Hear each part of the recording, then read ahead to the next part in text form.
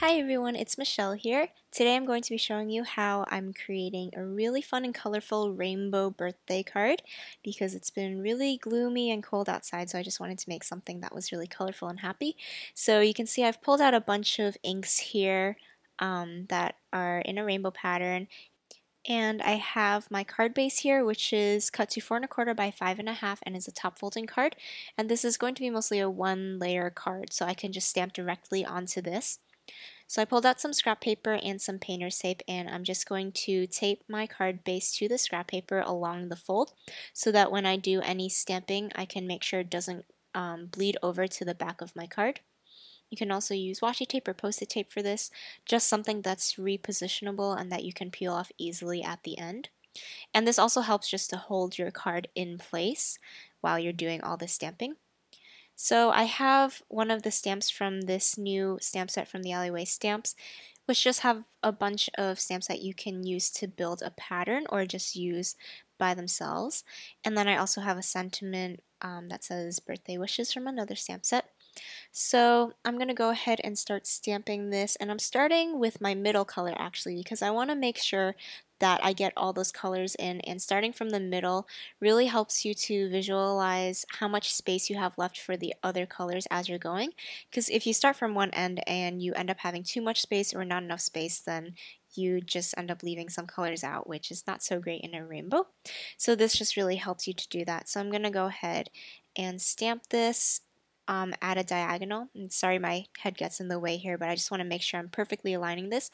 And these stamps are really nice because um, they're the perfect length to go across the long part of a card. So if I were to do this vertically, it would completely cover the entire length of that.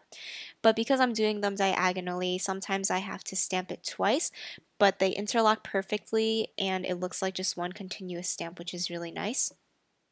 So I'm just going through all these colors, inking up my stamps, and then wiping it with a baby wipe in between each to get the extra ink off. And sometimes I also use my scrap paper to make sure that there's no extra ink on there.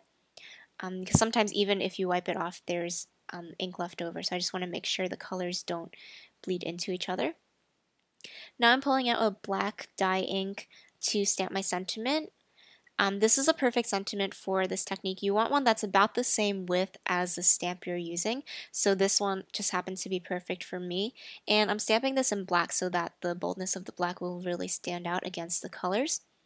And I stamped it along the same diagonal, and we're going to be doing some really simple masking here just so that the arrows don't overlap into that sentiment and it looks like it was really intentional that you left space around it. So first I'm inking up my stamp in the next color. And I'm just using a simple post-it to mask this off. You can also just use a normal piece of paper, but I wanted to make sure it would stay in place. And I masked it off just so that I would have a straight edge where those arrows end. And then I'm going to do the same thing on the other side of this sentiment. So it looks like it's continuous, but where the sentiment is, it's masked off. So when I pull this off, you can see how it has that nice hard edge there. And since this is the perfect width, I can just keep going on to the next color and it'll just leave that perfect space. So that's all the stamping that I'm going to do for this card. If you want, you can leave it as is, and it's a really nice one layer card, and it would also be great to make a lot of these at once so that you can just stamp a bunch of the same color at once and then go on to the next card and then do the next color that way. But to add a little bit more dimension and some embellishment to this card, I pulled out a bunch of enamel dots that I have from Freckled Fawn, and I love that they come in these sets that have coordinated colors. And since I have one for each color group, I can just go ahead and pull a couple of them off and just find the color that it matches with to create this rainbow effect.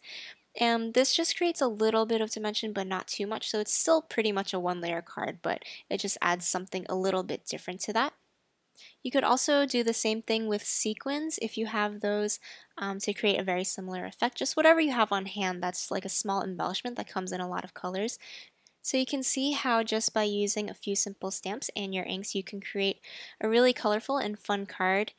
And the enamel dots just give it a little bit of dimension, which you can see in this photo.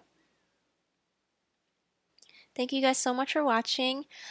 This is actually going to be my last video for the alleyway stamps, so if you want to stay in touch, make sure to subscribe to my channel, and you can also connect with me on Instagram and Pinterest. I really hope that I'll see you guys around, and I'll see you again soon.